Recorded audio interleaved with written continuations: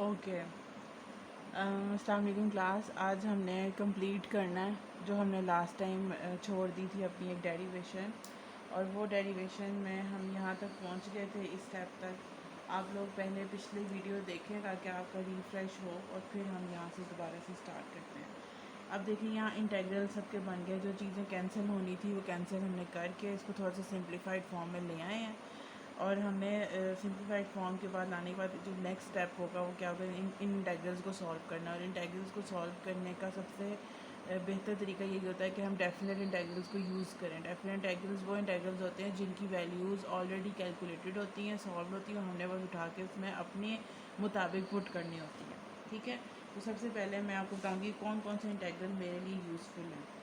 तो सबसे पहले एक डेफिनेट इंटेग्रल तो ये है u square is equal exponent minus a you square D u which is equals to 1/4 under root pi by a cube. ठीक है, ज़्यादा सिंपल होता है कि आप लोग इस तरह की इंटेग्रल को याद रख लें ताकि आपके लिए भी आसानी रहे। नहीं तो सॉल्व करने आप बैठे तो बस फिर 3 घंटे क्या पूरा दिन भी बैठे रहें तो हमारे लिए टाइम बहुत शॉर्ट होगा। A you square D U is equals to 1/2 under root pi by. अब ये देखिए कौन से इंटेग्रल के लिए कौन सी ज़्यादा यूज़फुल होगी। अब जहाँ पे यू स्क्वायर है, और यू स्क्वायर का मतलब क्या है, यू स्क्वायर और डी यू डिफरेंशियल, जिसके लिए जो डिफरेंशियल होता है ना ये हमें बता देता है कि यहाँ यू स्क्वायर क्या चीज़ है। यहाँ पे डिफरेंशियल पी के ऊपर मोमेंटम के ऊपर है, तो यहाँ पे पी स्क्वायर भी मौजूद है। ठीक है, तो ये भी मौजूद है, ये भी मौजूद है, और एक्सपोनेंट में भी एक यू स्क्वायर है, यानी पी स्क्वायर एक्सपोनेंट में भी है। तो बाकी जो सारी चीज़ें बच जाएंगी पी के अलावा वो सब के सब किस में चली जाएंगी, ए में चली जाएंगी, और 2m बाहर चला जाएगा। तो ये यानी कि इसके मुताबिक मैं इस वाली वैल्यू को यूज़ करके इक्वेशन बना सकती हूँ। ठीक है, इसी तरीके से यहाँ पे भी मैं इसी को यूज़ कर सकती हूँ। इसमें क्या है, डी एक्स है, इधर डी एक्स है, एक्सपोनेंट में एक्स स्क्वायर है, एक्सपोनेंट में एक्स स्क्वायर है, यू स्क्वायर है जो भी, और साथ मल्टीप्लाई और एक्स स्क्वायर, तो यहाँ भी मल्टीप्लाई और एक्स स्क्वायर। बाकी जो चीज़ें हो रही हैं जो कॉमन चली जाएंगी, और इधर जो बच जाएंगी वो किस में इन्वॉल्व चली जाएंगी, ए में मर्ज हो जाएंगी, ए बन जाएंगी। ठीक हो गया।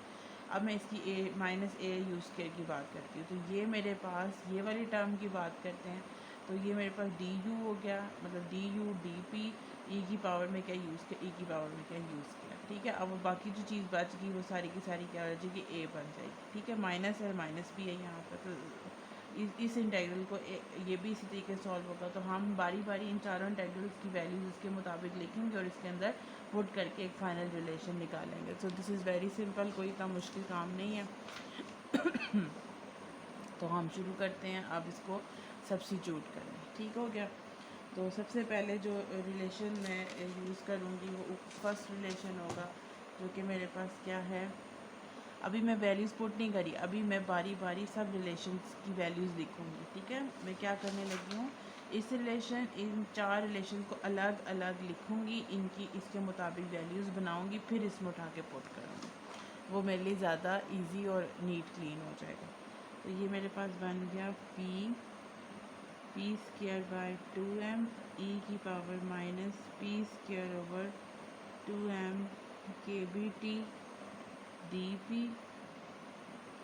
ठीक है, अब इसको मैं और सॉल्व करना चाहूँ तो मैं इसको लिख सकती हूँ इज़ इक्वल्स टू 1/2m, बाहर निकाल दिया, पी स्क्वायर ई की power minus P square over 2m के बी टी डी पी। ठीक है, और ये जो है फर्दर किसके इक्वल है, 1/4 पाई बाय ए क्यूब के। ठीक है, जो कि मैंने अभी पीछे ये जो लिखा है 1/4 पाई बाय ए क्यूब। अब ए को मैं बनाऊंगी, ये क्या चीज़ है, तो ये मेरे पास हो गया 1/4 pi by a cube which is equals to 1/8m। अभी 8m की हुआ, 2m मल्टीप्लाई हो गया, यहाँ पे ये 2m है। ठीक है, 8m हो गया, साथ आ गया पाए, और साथ आ गया 1/a क्यूब।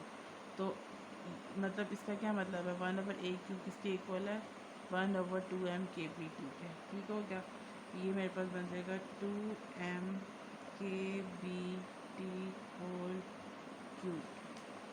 ठीक हो गया, क्योंकि यहाँ पे मल्टीप्लाई हो रहा है और यहाँ पे डिवाइड हो रहा है, तो वो 1/, जब मैं करूँगी तो ये ऊपर चला जाएगा।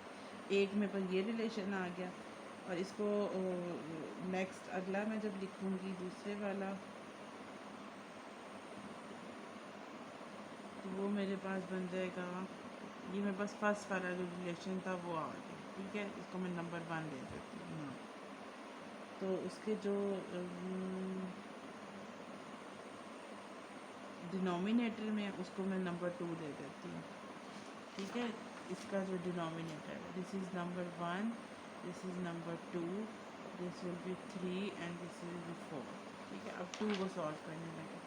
2 के लिए मेरे पास क्या है, अगेन मोमेंटम e की power -1/2m k B T p square d. ठीक है, जो कि मेरे पास किसके इक्वल हो जाएगा, 1/2 अंडर रूट पाई 2m के बी। ठीक है, अब ये देखिए, यही है ना, e की पावर -p²/2m के बी टी। ठीक है, अब इस वाली इक्वेशन को यहाँ पे e की 1/2 पाई/a है, तो 1/2 पाई/a। अगेन a जो है मेरे पास क्या है, 1/2m के बी टी। तो जब मैं उसके डिनोमिनेटर में लिखूँगी तो वो इस तरीके से चला जाएगा। ठीक हो गया। थर्ड जो पार्ट है वो एग्जैक्टली इसी को फॉलो करूँगी, लेकिन वो अब ओमेगा स्क्वायर एक्स स्क्वायर वाली फॉर्म में आ गया। मैं उसे लिखूँगी 1/2m omega not square x square e की power -m omega not square over 2 के B T x square d x. ठीक है, और this is further equals to 1/4 पाई/a क्यूब इज इक्वल्स टू। अब a मैंने निकालना है इसमें से कौन सा है। ठीक है, ये मैंने बिल्कुल जो पहले वाला काम किया उसी को मैं इसमें कर रही हूँ, थर्ड में भी। तो ये a मेरे पास अब क्या हो जाएगा, इसको मैं फर्दर लिखूँ 1/4 पाई 1/4 1/2 m ओमेगा नॉट स्क्वायर, ये जो चीज़ बाहर कॉमन आ रही थी अब आ जाएगा under root pi k B T over m omega not square का होल क्यूब। ठीक हो गया, वही a अगेन डिनोमिनेटर में है, और ये डिनोमिनेटर से ऊपर जाएगा तो उलट जाएगा, पाई ओवर दिस थिंग उलट के। ठीक है, तो ये थर्ड हो गया। और थर्ड के बाद तो अगला आ गया, वो मेरे पास क्या है, फोर्थ वन को मैं किस तरीके से लिखूँगी, वो मेरे पास बनेगा, जो फोर्थ रिलेशन वो है exponent -m omega not square x square over 2 के बी टी, साथ आ गया डी एक्स। ठीक है, और ये जो होगा ये मेरे पास फर्दर इक्वल हो जाएगा 1/2 अंडर रूट पाई/a, और ये मेरे पास किसकी इक्वल है, 1/2 पाई 2 के B T over m omega not square. ठीक है, चारों रिलेशंस आ गए। तो इन चारों रिलेशंस की जो वैल्यू का हम उठाएंगे और अपने इस इंटीग्रल्स में बारी बारी पुट करते जाएंगे, 1 2 3 4। ठीक हो गया। तो जब मैं इनमें पुट करूँगी तो मेरी फॉर्म क्या बनेगी वो हम देखते जाते हैं। वो मेरे पास बनती जाएगी, निकाल हम क्या रहे थे, हम एनर्जी निकाल रहे हैं बेसिकली। तो एनर्जी होगी जी 1/8m पाई 2m के बी टी होल क्यूब। ठीक है, ओवर 1/2 अंडर रूट पाई 2m के बी टी, यानी ये पुट किया फिर ये पुट किया प्लस ये पुट करूँगी देन ये पुट करूँगी। ठीक है, तो नेक्स्ट आ गया प्लस 1/, अब किसकी बारी है, ये 8, 1/4 multiply by 2, 1/8 m omega not square pi 2 के B T over m omega not square सही हो गया। अब अगेन इसका भी डिवाइडेड बाय 1/2 पाई 2m के बी, सॉरी 1/2 पाई 2 के B T over m omega not square. ठीक हो गया। इस पर m नहीं आता, m इस पर नीचे। तो ये मैंने चारों टर्म इसकी उठाई और सब पुट कर दी। अब मैं क्या काम करूँगी, अब मैं देखूँगी जो चीज़ें कैंसिल हो रही हैं उन्हें कैंसिल करूँगी, जो ऐड हो रही हैं उन्हें ऐड करूँगी। तो देखें 1/4 हो जाएगा, 1/2 कैंसिल हो जाएगा। अच्छा, पाए 2m के बी टी 1/2 है, ऊपर क्या 3/2 है। तो 3/2 में से 1/2 माइनस करें तो क्या आता है, -1/2। ये बन जाएगा 2/2 विच इज़ इक्वल्स टू 1। ठीक है, ये मैंने इधर किया 3/2 में से 1/2 को मार। तो ये 3/2 है ना, ये देखिए 3 और साथ 1/2, 3/2 और ये 1/2। तो ये दोनों भी कैंसिल होके पीछे जो चीज़ बच गई वो मेरे पास क्या बच गई, 1/4 m और साथ m 2 सॉरी पाए 2m के बी टी। ठीक है, तो इसका क्या मतलब है, मेरे पास ये m से भी कैंसिल हो जाएगा और यहाँ पर 2 कैंसिल हो जाएगा। तो मेरे पास जो चीज़, और पाए भी कैंसिल हो गया। ठीक है, ये पाए जो बच जाएगा ना, इस पाए को हम कहीं और कैंसिल करेंगे। ठीक है, ये वाला पाए भी हमारे पास ये भी कैंसिल होता है। एनी हाउ पाए का कैंसिल हो जाएगा, तो फिर हमारे पास बच जाएगी वैल्यू, वो क्या रह जाएगी, ओह सॉरी आपको नज़र नहीं आ रहा। ये मेरे पास कैंसिलेशन के बाद जो वैल्यू बच जाएगी, इधर से आपको नज़र आ रहा है 1/2 के बी टी, ये बच जाएगी यहाँ पे वैल्यू। और इसी तरीके से जब मैं यहाँ पे कैंसिलेशन करूँगी, या आप लोग कर लेना, आपको समझ आराम से आ जाएगी। यहाँ भी बचेगा 1/2 के बी टी, और जब मैं दोनों के ऐड करूँगी तो ये बन जाएगा के बी टी, और ये क्या आ गई जी, एवरेज एनर्जी आ गई के बी टी। ठीक हो गया। अब जो के बी टी होता है, ये मेरे पास क्या होता है, अगर मैं बात करूँ 1 डायमेंशनल हार्मोनिक ऑसिलेटर की, तब तो के बी टी हो जाएगा। लेकिन अगर मैं बात करूँ 3 एटम्स हैं और तीनों एक एक डायमेंशन में चल जा रहे हैं, तो उस टाइम पे मेरे पास जो एनर्जी की मैंने बात की थी, वो मैंने क्या की थी, 3n के बी टी करनी। इसको मैंने क्या कहा था, total energy is equals to 3n k B T.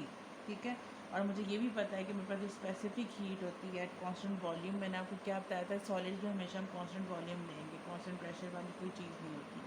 तो वो मेरे पास क्या होती है, partial E over partial T, यानी टोटल एनर्जी का derivative with respect to temperature.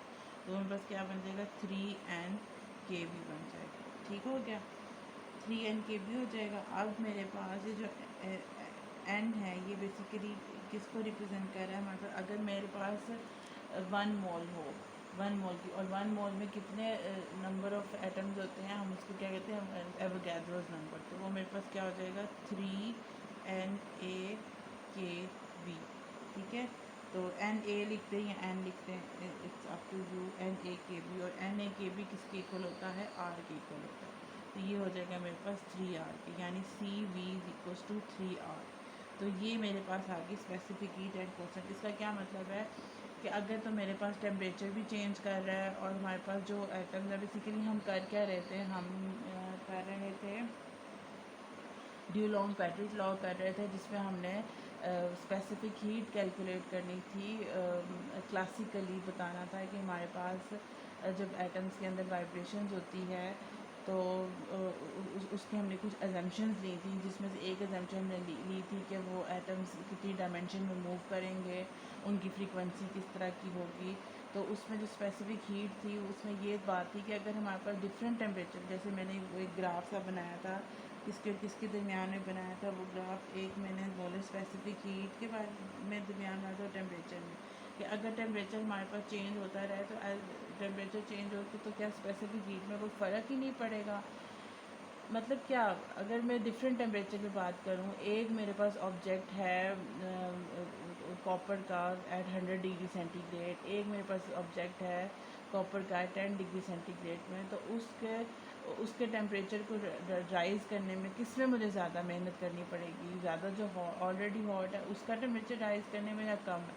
मतलब इस तरह की चीज़ की टेम्परेचर चेंज अगर है दो ऑब्जेक्ट का तो उसकी स्पेसिफिक हीट पे कुछ फ़र्क पड़ेगा कि नहीं पड़ेगा? ऑब्वियसली पड़ना चाहिए स्पेसिफिक हीट। जैसे कि हमने कोल्ड ब्रीज़ और हॉट ब्रीज़ के बारे में बात की थी कि एक जगह समंदर पे हमारे पास ज़्यादा हमें जहाँ वो ठंडक है उसे हमें ज़्यादा टाइम लगता है गर्म करने में, जिसकी वजह से वहाँ ठंडक रहती है।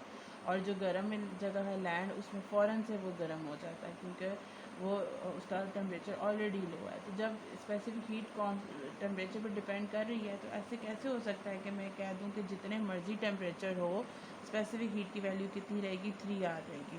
तो ये चीज़ जो ये लॉ था ये तो हमारे पास स्ट्रेट फॉरवर्ड रॉन्ग था। इस चीज़ को हम इसे कहते हैं ड्यूलॉन्ग पैटेट लॉ, और इसी को हम कहते हैं classical model for finding the specific heat at constant volume, ये स्पेसिफिक हीट ऑफ सॉलिड्स।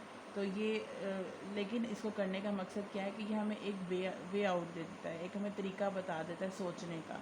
अब ये इसमें जो एजम्पशंस हमने ली थी पहले कि हमने फ्रीक्वेंसी कितनी रखनी है, जो नंबर ऑफ़ एटम्स की उसने क्या रखी थी, सारों की सेम रखी थी। हालांकि ऐसा नहीं है। जब टेम्परेचर चेंज होता है तो फ्रीक्वेंसी उनकी वाइब्रेशन की वो भी चेंज होती है। तो पहली एजम्पशन तो यही उसने गलत ली हुई थी। तो आइंस्टाइन का जब मॉडल आया उसने इन एजम्पशंस ही के अंदर थोड़ी सी मॉडिफिकेशन की और एक अपना मॉडल दिया, लेकिन उसने भी कोई अच्छा हमें रिज़ल्ट नहीं दिया। फिर ड्यूलॉन्ग पैटेट लॉ के बाद आइंस्टाइन और दैन डिबाई ने आके उसी एजम्पशंस को दोबारा से चेंज किया और कुछ और नई मॉडिफिकेशन ली, तो हम एग्जैक्ट एक्सपेरिमेंटल सोल्यूशन तक पहुंच गए। तो ये मेरे पास एक ड्यूलॉन्ग पैटेट लॉ और क्लासिकल मॉडल आया स्पेसिफिक हीट ऑफ सॉलिड्स का। तो नेक्स्ट हम आइंस्टाइन का हम पढ़ेंगे और दैन उसके बाद हम डिबाई का पढ़ेंगे। So thank you so much. अल्लाह हाफिज़।